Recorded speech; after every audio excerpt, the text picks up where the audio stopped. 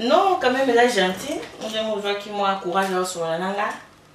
Parce que, il y a des trop, on a des mingi, parce que nous comme nous, on a vraiment la quête, non, on a eu plein de choses à mon business.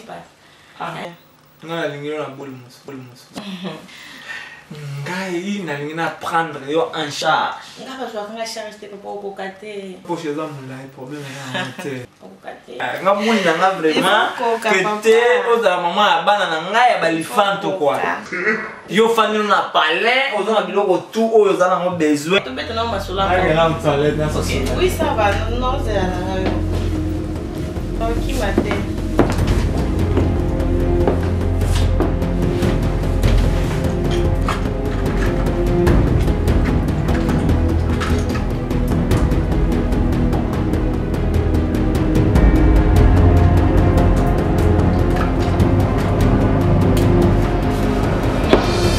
à l'aise, hein? On est à l'aise.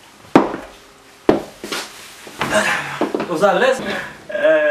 Non, on est à l'aise. On est à l'aise. Tiens. En tout cas, c'est quand même un peu mal, hein?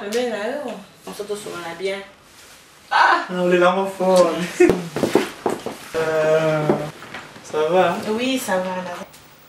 Eh, non, on est aussi, ben. C'est carayo. Qualité na moi si na mula mote quoi. Ben.